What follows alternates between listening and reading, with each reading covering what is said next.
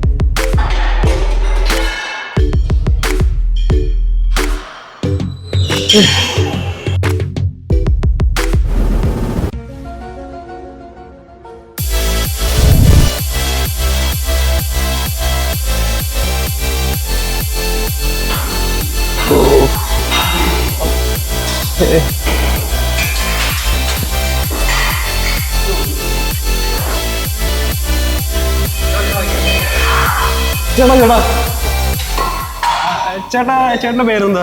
എൻ്റെ പേര് ശ്രീനിവാസൻ. ആണോ? എത്ര നാളായി ഈ ജിമ്മില്? ഈ ജിമ്മില് 15 കൊല്ലമായി. 15 കൊല്ലമായി? 15 കൊല്ലം. ആണോ? ചേട്ടാ എങ്ങനെ ഇത്രയും സ്ട്രോങ് ആയിട്ടിരിക്കാൻ പറ്റുന്ന ഈ ഏജിൽ ഇപ്പോഴും? മൊത്തം 55 കൊല്ലമായി ഞാൻ ജിമ്മ് തുടങ്ങിയിട്ട്. 69 തുടങ്ങിയതാ. എങ്ങനെ ഇപ്പോഴും ഇത്രയും സ്ട്രോങ് ആയിട്ടിരിക്കാൻ പറ്റുന്ന ഈ ഏജിലും? കഠിനമായ അധ്വാനത്തിലാണ്. നന്നായിട്ട് ട്രെയിൻ ചെയ്തിരുന്നു. വേറെ സൈഡ് ഫുഡൊന്നും ഇല്ലാണ്ട്, സൈഡ് പ്രോട്ടീൻ പൗഡറും സ്റ്റെറോയിഡൊന്നും ഇല്ലാണ്ട് തന്നെയാണ് ഞാൻ ബോഡി ബിൽഡർ ആയത്. ശ്രീനിവാസൻ ചേട്ടാ അപ്പൊ ജോലി എന്തായിരുന്നു? ജോലി മാതൃഭൂമിയിലായിരുന്നു. മാതൃഭൂമിയിൽ എന്തായിട്ടാ? മാതൃഭൂമിയിൽ പ്രസ്സിലായിരുന്നു. ഇപ്പൊ ജിമ്മില് വർക്ക്ഔട്ട് ചെയ്തിട്ടേ പവർ ലിഫ്റ്റിംഗ് ഒക്കെ തുടങ്ങിയിട്ടപ്പോ എത്ര നാളായി? പവർ ലിഫ്റ്റിംഗ് തുടങ്ങിയത് 2011 മുതലാണ്. അതായത് ചേട്ടൻ എത്ര വയസ്സുള്ളപ്പോ തൊട്ട്? എനിക്ക് 60 വയസ്സ്. കമ്പനിയിൽ നിന്ന് റിട്ടയർമെന്റ് കഴിഞ്ഞ പിന്നെയാണ് പവർ ലിഫ്റ്റ് തുടങ്ങിയത്. ആണല്ലേ? ചേട്ടൻ എന്തൊക്കെയോ റെക്കോർഡ്സ് കിട്ടിയിട്ടില്ലേ? എന്തൊക്കെ റെക്കോർഡ്സാ ഉള്ളത്? 60 വയസ്സ് കഴിഞ്ഞിട്ട് ആദ്യം പോയത് ചന്ദ്രപൂരാണ്. ചന്ദ്രപൂര് എനിക്ക് ഇന്ത്യയുടെ 4ാം സ്ഥാനമായിരുന്നു. 2012 മുതൽ എനിക്ക് മെഡൽ വന്നു തുടങ്ങി. 2011 മുതൽ മെഡൽ വന്നു തുടങ്ങിയിട്ട് ഇതേവരെ ആയിട്ട് ഇന്ത്യയുടെ 54 മെഡലുണ്ട് എനിക്ക്. 54 മെഡൽ എന്തിനൊക്കെയാ? 54 മെഡല്, 50 മെഡല് പവർ ലിഫ്റ്റ് തന്നെയാണ്. പിന്നെ ഇതിനിടയ്ക്ക് ബെഞ്ച് പ്രസിന്റെ സ്ട്രോങ് മാനാണ് ഞാൻ. ന്യൂ റിക്കാർഡാണ്. എന്നെ ഇതേവരെ ആരും തോൽപ്പിച്ചിട്ടില്ല എന്റെ കാറ്റഗറിയിൽ. 70 വയസ്സ് കഴിഞ്ഞിട്ടും എന്റെ കാറ്റഗറിയിൽ ബെഞ്ച് പ്രസിന് എന്നെ ആരും തോൽപ്പിച്ചിട്ടില്ല. അടിപൊളി. ഇതിനിടയ്ക്ക് 70 വയസ്സ് കഴിഞ്ഞിട്ട് വെയിറ്റ് ലിഫ്റ്റ് തുടങ്ങി. വെയിറ്റ് ലിഫ്റ്റിൽ എനിക്ക് 4 പ്രാവശ്യം നാഷണൽ റിക്കാർഡാണ്. 69 വയസ്സിലാണ് ഞാൻ ബോഡി ബിൽഡിങ് തുടങ്ങിയത്. 70 വയസ്സ് മുതൽ ബോഡിക്ക് കയറി 84 വരെ കയറി. അന്ന് 2000 ഷോർട്ട് മാൻ, മിഡിൽ മാൻ, ടോൾ മാൻ, ഇങ്ങനെ 3 കാറ്റഗറിയാണ് അന്നത്തെ കാലത്തുള്ളത്. അങ്ങനെ ഷോർട്ട് മാന് എങ്ങനെയായാലും ടൈറ്റിൽ വരാൻ പറ്റില്ല. ഒരു 70-75 കിലോ ബോഡി വെയിറ്റ് വേണം. ഞാൻ 55 കിലോ ഉള്ളു. ശരീരഘടനയൊക്കെ അവരുടെ പോലെ ഉണ്ടെങ്കിലും ഞാൻ അത്ര 75 കിലോ ഉണ്ടെങ്കിലേ അത്രയും ഫോം ആവുള്ളൂ. അങ്ങനെ 84 മുതൽ ഞാൻ പയ്യനെ ഒന്ന് പിൻവാങ്ങി. എന്നാലും വർക്കൗട്ട് ചെയ്യുമായിരുന്നു. പിന്നെ 2010 കഴിഞ്ഞ പിന്നെയാണ് ഞാൻ ഒരു ഇവന്റ് വേണമല്ല എന്നുള്ളതിൽ പവറിലേക്ക് വന്നത്. അങ്ങനെയുണ്ട് എൻ്റെ പവർ ലിഫ്റ്റിംഗ് ആരംഭം. ബോഡി ബിൽഡിങ്ങിനും പവർ ലിഫ്റ്റിങ്ങിനും വെയിറ്റ് ലിഫ്റ്റിങ്ങിലും ബെഞ്ച് പ്രസ്സിനും ഒക്കെ ഞാൻ വിന്നറായിട്ടുണ്ട്. ബോഡി ബിൽഡിംഗ് മാത്രം 50 വയസ്സ് കഴിഞ്ഞ് ചാമ്പ്യൻഷിപ്പ് ഇല്ല. അതുകൊണ്ട് ഒറ്റ കാറ്റഗറിയാണ്. അതിലെനിക്ക് ഡിസ്ട്രിക്റ്റും സ്റ്റേറ്റും ഉള്ളു. നാഷണലില്ല. ഒരു ഇന്റർനാഷണലിനും ഉണ്ട്. ഇന്റർനാഷണലിൽ പുറത്തേക്ക് പോകണമെങ്കിൽ ഒരുപാട് പൈസ വേണം. ഇന്ത്യയിൽ തന്നെ ആലപ്പുഴ റമദാനിൽ കഴിഞ്ഞപ്പോഴാണ് എനിക്ക് അവിടുത്തെ ചാമ്പ്യൻഷിപ്പ് കിട്ടിയത്. 20 രാജ്യങ്ങൾ പങ്കെടുത്തിട്ടുണ്ടായിരുന്നു. അതിൽ എൻ്റെ കാറ്റഗറിയിൽ ഞാനാണ് ചാമ്പ്യൻ. ഗോൾഡ് മെഡലിസ്റ്റ് ആണ്. അടിപൊളി. ഇന്ത്യയുടെ ചാമ്പ്യനുമാണ്. ഇന്റർനാഷണൽ ചാമ്പ്യനുമാണ്. എന്തൊക്കെയാ കഴിക്കുക അപ്പൊ ജിമ്മിന് വരുന്നതുകൊണ്ട്? എങ്ങനെയാണ് ഒരു ഡെയിലി എന്തൊക്കെയാ കഴിക്കുന്നത്? ഡെയിലി സ്പെഷ്യലായിട്ടൊന്നുമില്ല. രാവിലെ ഒരു ഏത്തപ്പഴം കഴിക്കും.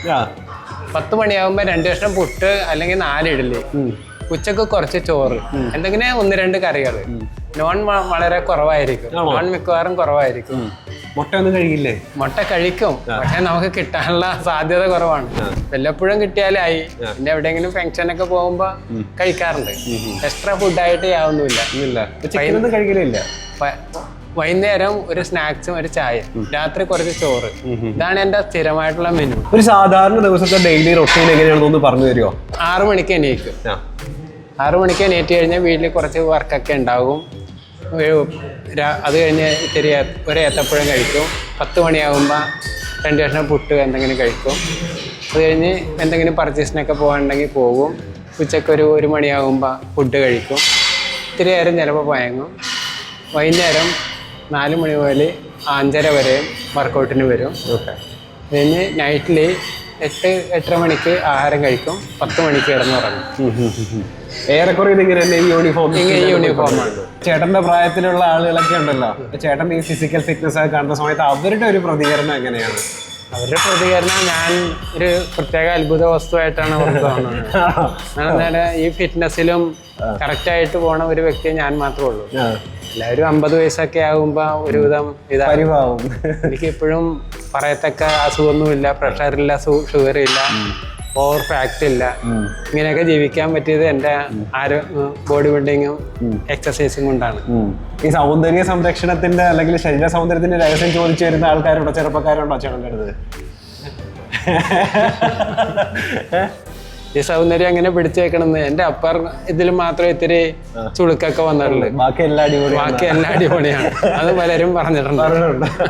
ഈ 74 വയസ്സിൽ നല്ല സ്ട്രോങ് ആയിട്ട് നിൽക്കുന്ന ചേട്ടന് ഇനിയുള്ള ഭാവിയിലേക്കുള്ള ഡ്രീം എന്താ, സ്വപ്നം എന്താ? ഇനിയുള്ള ഭാവങ്ങൾ എന്ന് പറഞ്ഞാൽ കുറച്ചും കൂടിയൊക്കെ ബോഡി ബിൽഡിങ്ങും പവർ ലിഫ്റ്റിംഗ് തുടങ്ങണം. ചേട്ടൻ്റെ ജനറേഷനിൽ പെട്ട ആൾക്കാർക്കും ഇപ്പൊ നമ്മളെ പോലെ വളർന്നു വരുന്ന പുതുതലമുറയ്ക്കും ചേട്ടന് കൊടുക്കാൻ ഉള്ള മെസ്സേജ് എന്താ? എനിക്ക് കൊടുക്കാനുള്ള മെസ്സേജ് എന്താണെന്ന് വെച്ചാൽ, ആവശ്യത്തിന് വർക്കൗട്ട് ചെയ്യണം, ആവശ്യത്തിന് മാത്രം ഫുഡ് കഴിക്കുക, നന്നായിട്ട് ഉറങ്ങുക, ആവശ്യത്തിന് വർക്ക് ചെയ്യുക. ഇതൊക്കെയാണ് എനിക്ക് കൊടുക്കാനുള്ളത്. അപ്പോൾ ഇതാണ് ശ്രീനിവാസൻ ചേട്ടൻ്റെ കഥ. 74 വയസ്സാണ്.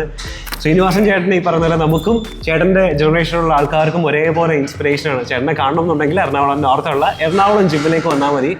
ഈ പറയുന്ന പോലെ നമുക്കൊക്കെ ഒരു മാതൃകയാക്കാൻ പറ്റുന്ന, ഇൻസ്പിറേഷൻ ആക്കാൻ പറ്റിയ ആളാണ്. ചേട്ടാ, കണ്ടതിൽ ഒരുപാട് സന്തോഷം. Thank you so much.